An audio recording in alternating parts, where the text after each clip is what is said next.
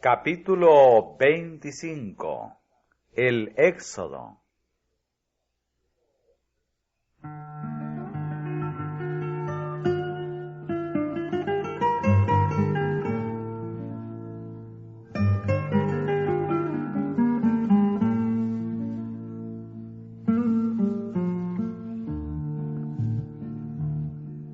Con los lomos ceñidos, las sandalias calzadas y el bordón en la mano, el pueblo de Israel permanecía en silencio reverente y sin embargo expectante, aguardando que el mandato real les ordenara ponerse en marcha.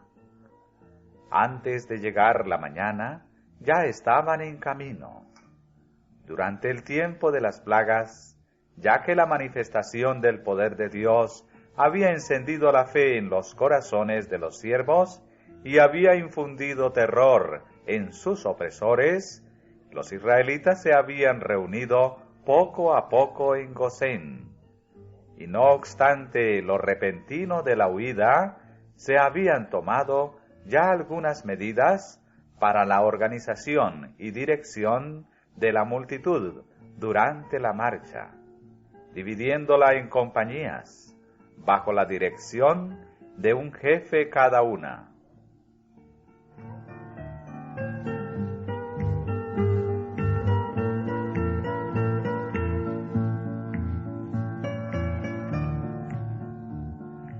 Y salieron como 600,000 hombres de a pie, sin contar los niños.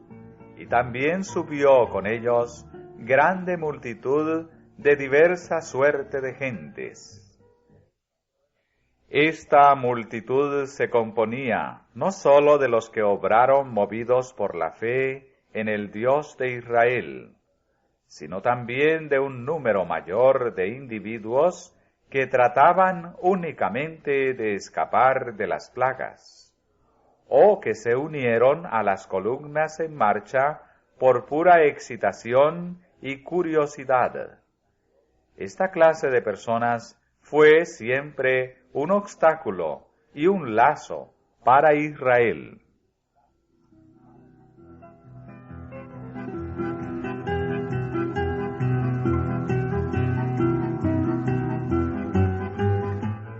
El pueblo llevó consigo también ovejas y ganados muy muchos. Estos eran propiedad de los israelitas, que nunca habían vendido sus posesiones al rey, como lo habían hecho los egipcios. Jacob y sus hijos habían llevado su ganado consigo a Egipto, y allí había aumentado grandemente.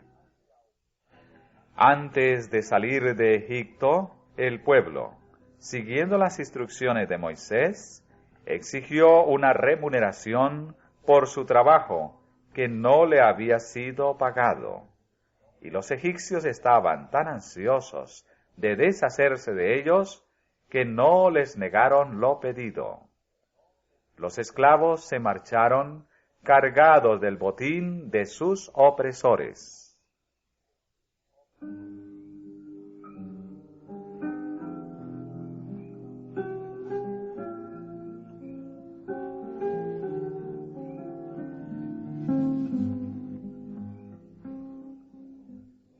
Aquel día completó la historia revelada a Abraham en visión profética siglos antes. Ten por cierto que tu simiente será peregrina en tierra no suya, y servirá a los de allí, y serán por ellos afligidos 400 años. Mas también a la gente a quien servirán, juzgaré yo, y después de esto saldrán con grande riqueza. Se habían cumplido los 400 años. En aquel mismo día sacó Jehová a los hijos de Israel de la tierra de Egipto por sus escuadrones.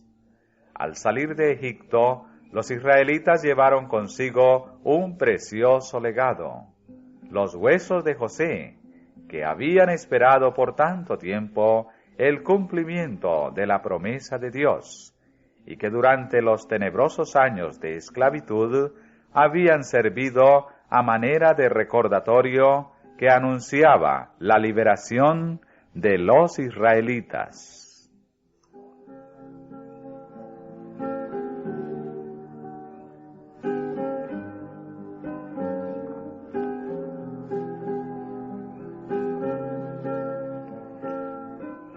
En vez de seguir la ruta directa hacia Canaán, que pasaba por el país de los filisteos, el Señor los dirigió hacia el sur, hacia las orillas del Mar Rojo, porque dijo Dios, que quizá no se arrepienta el pueblo cuando vieren la guerra y se vuelvan a Egipto. Si hubieran tratado de pasar por Filistea, habrían encontrado oposición, pues los filisteos, considerándolos como esclavos que huían de sus amos, no habrían vacilado en hacerles la guerra.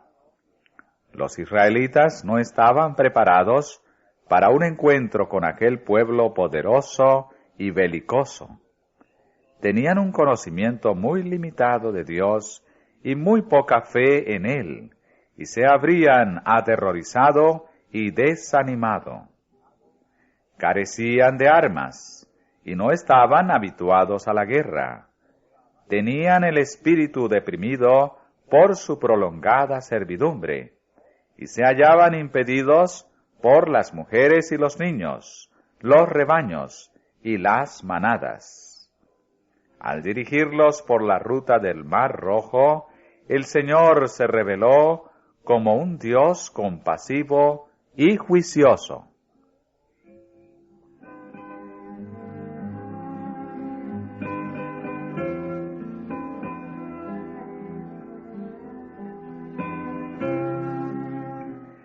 Y partidos de Sucot, asentaron campo en Etán, a la entrada del desierto. Y Jehová iba delante de ellos de día en una columna de nube, para guiarlos por el camino, y de noche en una columna de fuego para alumbrarles, a fin de que anduviesen de día y de noche. Nunca se partió de delante del pueblo la columna de nube de día, ni de noche la columna de fuego. El salmista dice, extendió una nube por cubierta, y fuego para alumbrar la noche. El estandarte de un invisible caudillo estaba siempre con ellos. Durante el día, la nube dirigía su camino, o se extendía como un dosel sobre la hueste. Servía de protección contra el calcinante sol, y con su sombra y humedad daba grata frescura en el abrasado y sediento desierto. A la noche se convertía en una columna de fuego, que iluminaba el campamento y les aseguraba constantemente que la divina presencia estaba con ellos.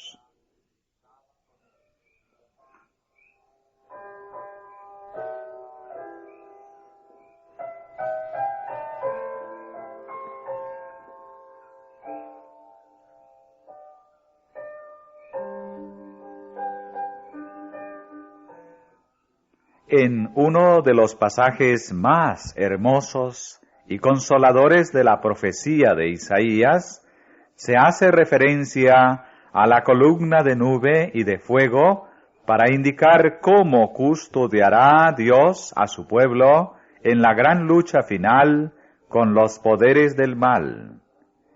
Y criará Jehová sobre toda la morada del monte de Sión, y sobre los lugares de sus convocaciones, nube y oscuridad de día, y de noche, resplandor de fuego que eche llamas, porque sobre toda gloria habrá cobertura, y habrá sombrajo para sombra contra el calor del día, para acogida y escondedero contra el turbión y contra el aguacero.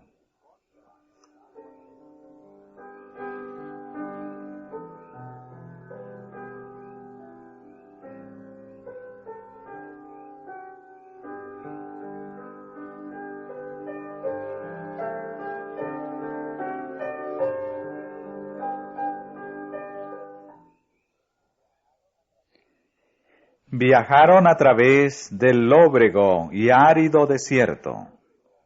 Ya comenzaban a preguntarse a dónde los conduciría ese viaje. Ya estaban cansándose de aquella laboriosa ruta, y algunos principiaron a sentir el temor de una persecución de parte de los egipcios. Pero la nube continuaba avanzando, y ellos la seguían. Entonces el Señor indicó a Moisés que se desviara en dirección a un desfiladero rocoso para acampar junto al mar. Le reveló que Faraón los perseguiría, pero que Dios sería honrado por su liberación.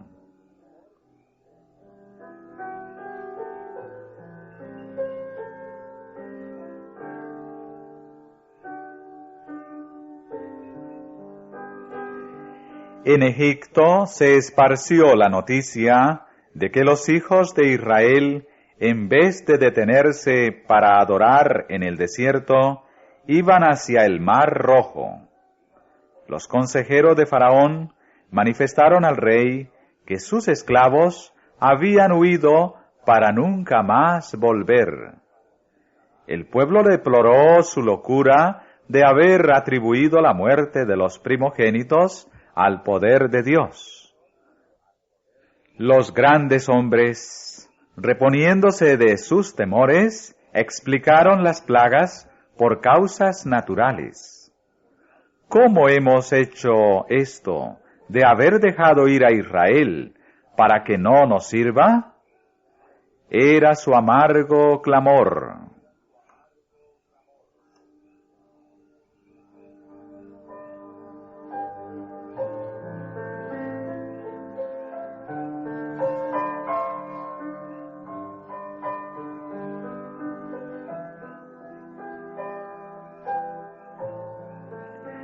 Faraón reunió sus fuerzas y tomó 600 carros escogidos y todos los carros de Egipto, y capitanes y soldados de caballería e infantería. El rey mismo, rodeado por los grandes de su reino, encabezaba el ejército. Para obtener el favor de los dioses y asegurar así el éxito de su empresa, los sacerdotes también los acompañaban. El rey estaba decidido a intimidar a los israelitas mediante un gran despliegue de poder. Los egipcios temían que su forzada sumisión al Dios de Israel los expusiese a la burla de las otras naciones. Pero si ahora salían con gran demostración de poder y traían de vuelta a los fugitivos, recuperarían su prestigio y también el servicio de sus esclavos.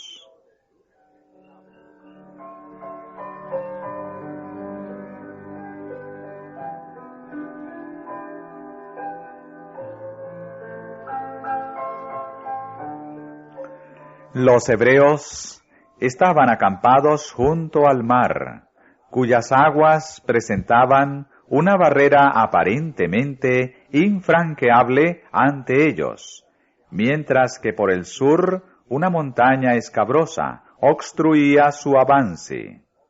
De pronto divisaron a lo lejos las relucientes armaduras y el movimiento de los carros, que anunciaban la vanguardia de un gran ejército. A medida que las fuerzas se acercaban, se veía a las huestes de Egipto en plena persecución. El terror se apoderó del corazón de los israelitas. Algunos clamaron al Señor, pero la mayor parte de ellos se apresuraron a presentar sus quejas a Moisés. ¿No había sepulcros en Egipto que nos has sacado para que muramos en el desierto? ¿Por qué lo has hecho así con nosotros, que nos has sacado de Egipto? ¿No es esto lo que te hablamos en Egipto, diciendo, déjanos servir a los egipcios? Que mejor nos fuera servir a los egipcios que morir nosotros en el desierto.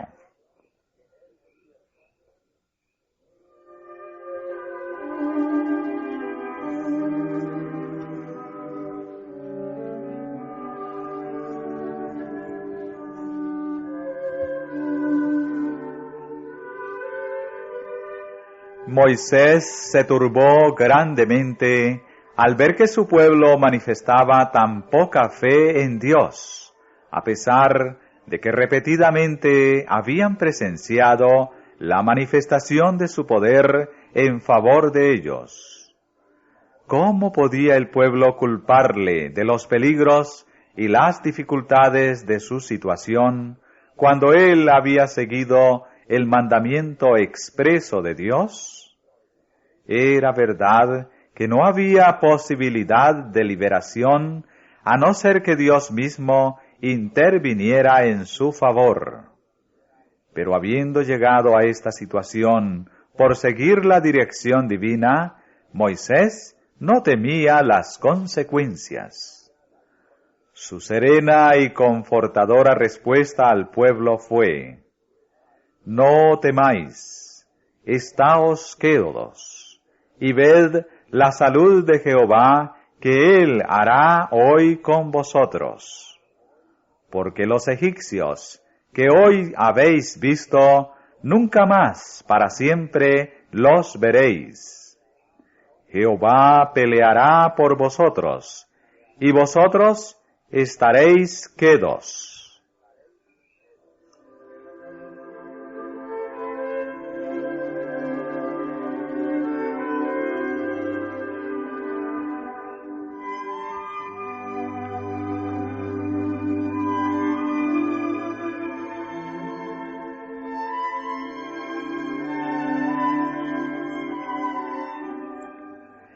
No era cosa fácil mantener a las huestes de Israel en actitud de espera ante el Señor. Faltándoles disciplina y dominio propio, se tornaron violentos e irrazonables. Esperaban caer pronto en manos de sus opresores, y sus gemidos y lamentaciones eran intensos y profundos.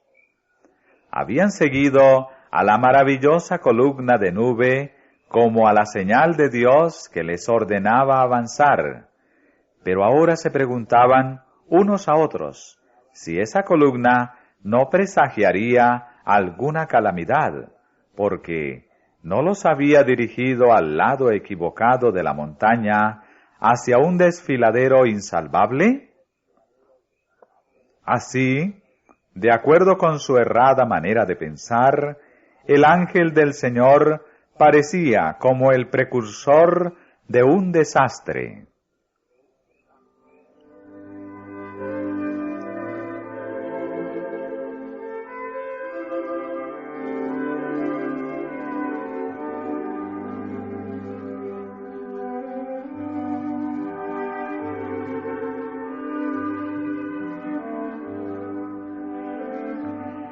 Pero entonces, he aquí, que al acercarse las huestes egipcias, creyéndolos presa fácil, la columna de nube se levantó majestuosa hacia el cielo, pasó sobre los israelitas, y descendió entre ellos y los ejércitos egipcios. Se interpuso como muralla de tinieblas entre los perseguidos y los perseguidores. Los egipcios ya no pudieron localizar el campamento de los hebreos y se vieron obligados a detenerse. Pero a medida que la oscuridad de la noche se espesaba, la muralla de nube se convirtió en una gran luz para los hebreos, inundando todo el campamento con un resplandor semejante a la luz del día. Entonces volvió la esperanza a los corazones de los israelitas. Moisés levantó su voz a Dios, y el Señor le dijo: ¿Por qué clamas a mí? Di a los hijos de Israel que marchen, y tú alza tu vara, y extiende tu mano sobre la mar, y divídela, y entren los hijos de Israel por medio de la mar en seco.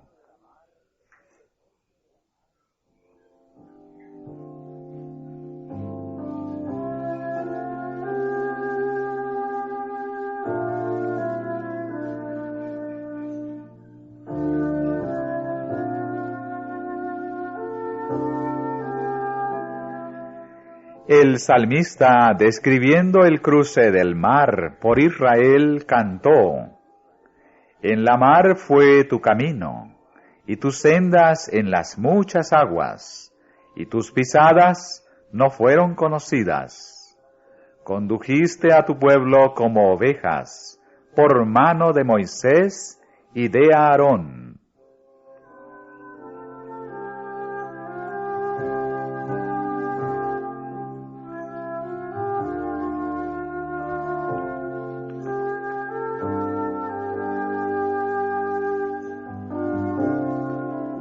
Cuando Moisés extendió su vara, las aguas se dividieron, e Israel marchó en medio del mar, sobre tierra seca, mientras las aguas se mantenían como murallas a los lados. La luz de la columna de fuego de Dios brilló sobre las olas espumosas, y alumbró el camino cortado como un inmenso surco, a través de las aguas del mar, que se perdía en la oscuridad de la lejana playa.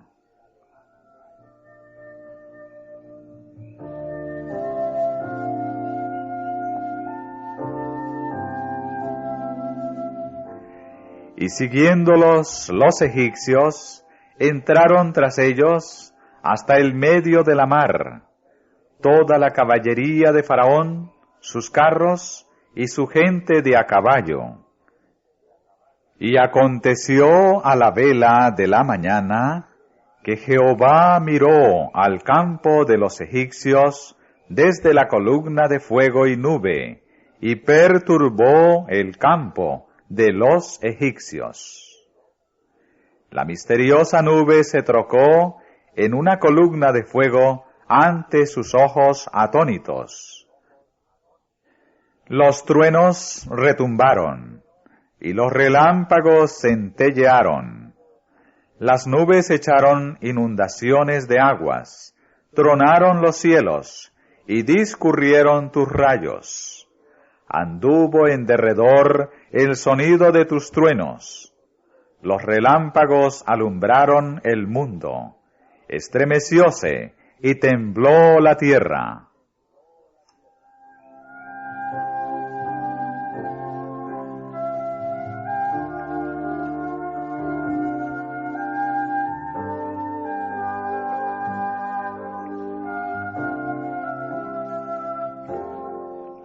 La confusión y la consternación se apoderaron de los egipcios. En medio de la ira de los elementos, en la cual oyeron la voz de un Dios airado, trataron de desandar su camino y huir hacia la orilla que habían dejado. Pero Moisés extendió su vara, y las aguas amontonadas, silbando y bramando, hambrientas de su presa, se precipitaron sobre ellos y tragaron al ejército egipcio en sus negras profundidades.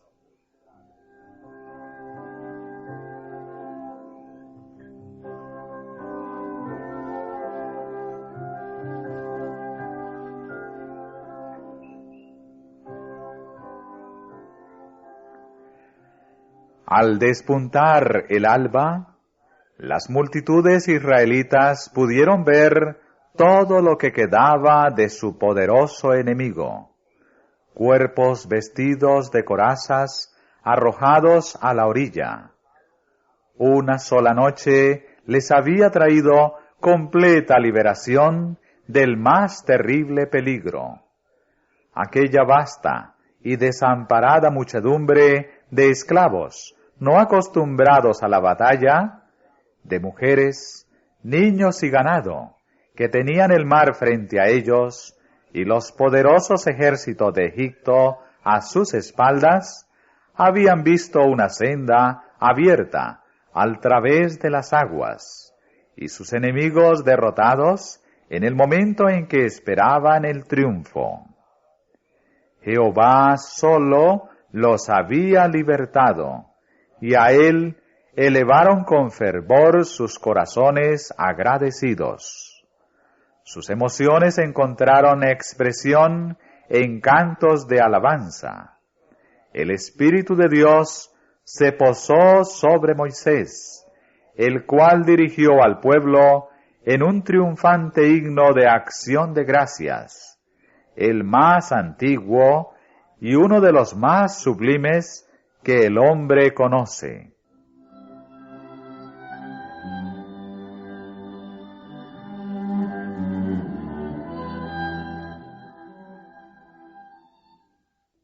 Cantaré yo a Jehová, porque se ha magnificado grandemente, echando en la mar al caballo y al que en él subía. Jehová es mi fortaleza y mi canción, y hame sido por salud. Este es mi Dios, y a éste engrandeceré, Dios de mi Padre, y a éste ensalzaré. Jehová, varón de guerra, Jehová es su nombre. Los carros de Faraón y a su ejército echó en la mar, y sus escogidos príncipes fueron hundidos en el mar Bermejo.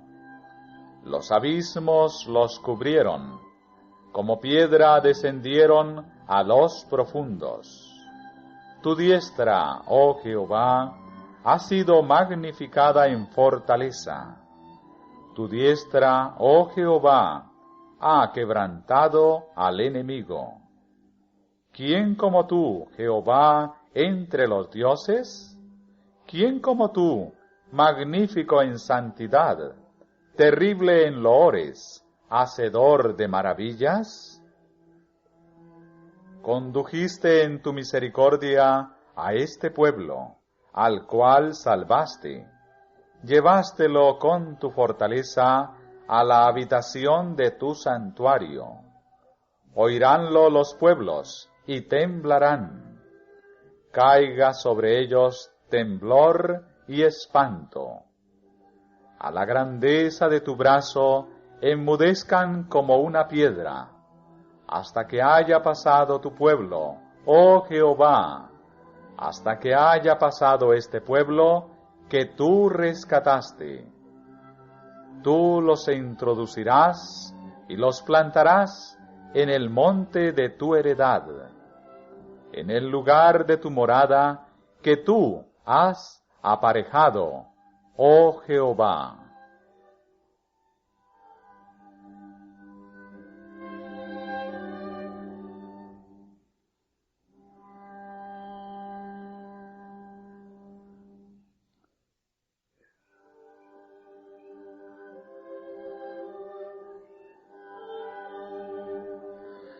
Como una voz que surgiera de gran profundidad, elevaron las vastas huestes de Israel ese sublime tributo.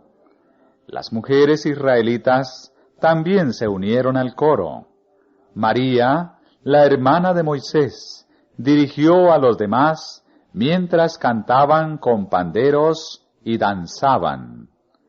En la lejanía del desierto y del mar resonaba el gozoso coro, y las montañas repetían el eco de las palabras de su alabanza.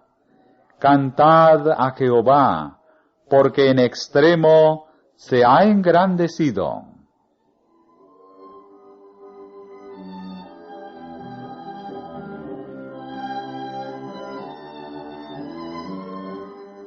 Este canto y la gran liberación que conmemoraba hicieron una impresión imborrable en la memoria del pueblo hebreo.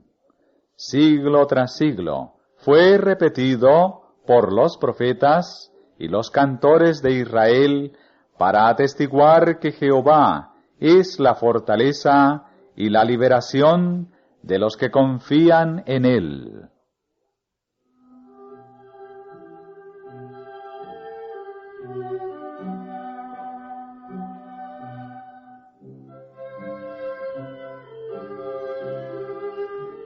Ese canto no pertenece solo al pueblo judío. Indica la futura destrucción de todos los enemigos de la justicia y señala la victoria final del Israel de Dios. El profeta de Patmos vio la multitud vestida de blanco, los que habían alcanzado la victoria, que estaban sobre un mar de vidrio mezclado con fuego, teniendo las arpas de Dios, y cantan el cántico de Moisés, siervo de Dios, y el cántico del Cordero.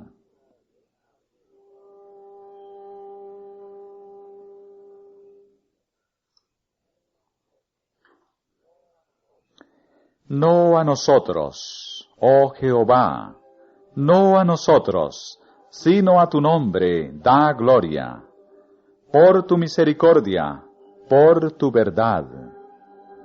Tal fue el espíritu que saturaba el canto de liberación de Israel, y es el espíritu que debe morar en el corazón de los que aman y temen a Dios.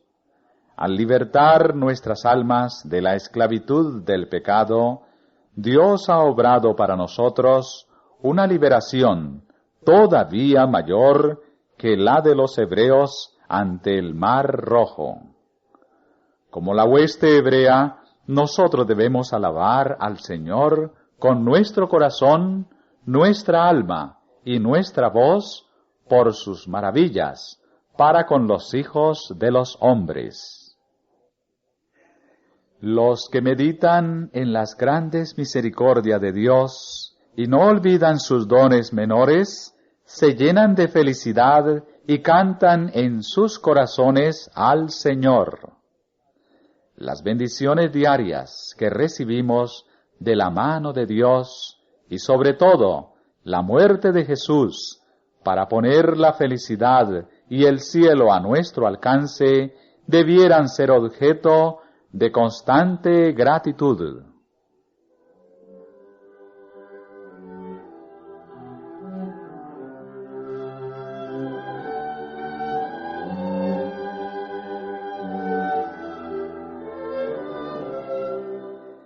¡Qué compasión! ¡Qué amor sin par! Nos ha manifestado Dios a nosotros, perdidos pecadores, al unirnos a Él, para que seamos su tesoro especial. ¿Qué sacrificio ha hecho nuestro Redentor para que podamos ser llamados hijos de Dios?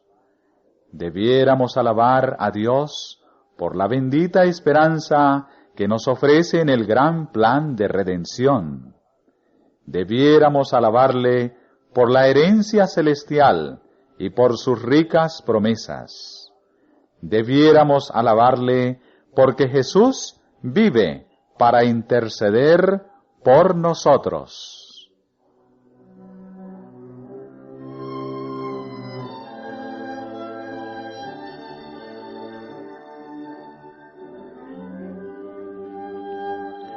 El que sacrifica alabanza me honrará, dice el Señor. Todos los habitantes del cielo se unen para alabar a Dios. Aprendamos el canto de los ángeles ahora, para que podamos cantarlo cuando nos unamos a sus huestes resplandecientes. Digamos con el salmista: alabaré a Jehová en mi vida, cantaré salmos a mi Dios mientras viviere. Alábente los pueblos, oh Dios, todos los pueblos te alaben.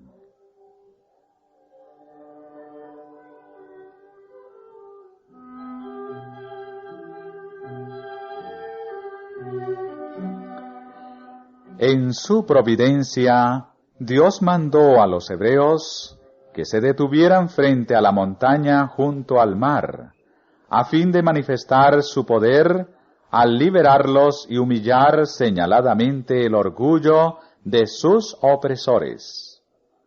Hubiera podido salvarlos de cualquier otra forma, pero escogió este procedimiento para acrisolar la fe del pueblo y fortalecer su confianza en él.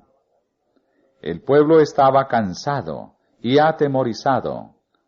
Sin embargo, si hubieran retrocedido cuando Moisés les ordenó avanzar, Dios no les habría abierto el camino. Fue por la fe como pasaron el mar Bermejo como por tierra seca. Al avanzar hasta el agua misma, demostraron creer la palabra de Dios dicha por Moisés. Hicieron todo lo que estaba a su alcance, y entonces el poderoso de Israel dividió la mar para abrir sendero para sus pies.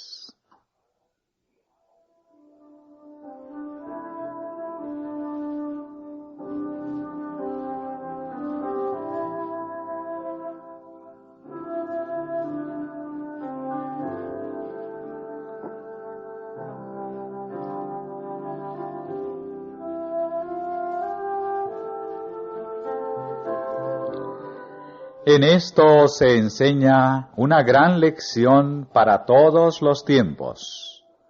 A menudo la vida cristiana está acosada de peligros y se hace difícil cumplir el deber.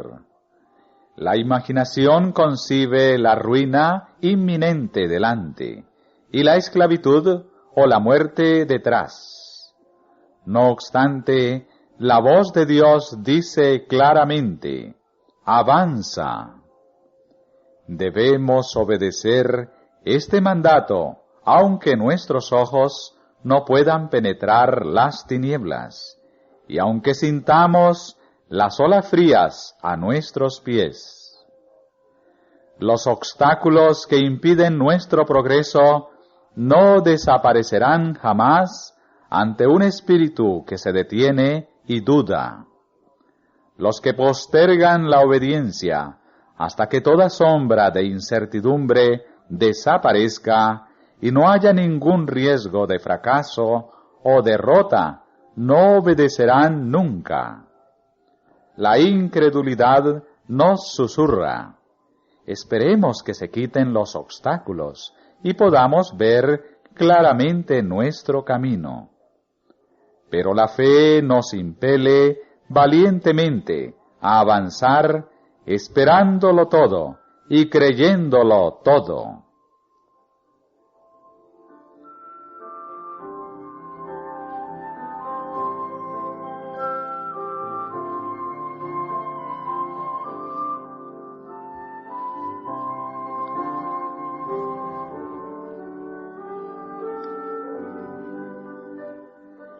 La nube que fue una muralla de tinieblas para los egipcios, fue para los hebreos un gran torrente de luz, que iluminó todo el campamento, derramando claridad sobre su sendero.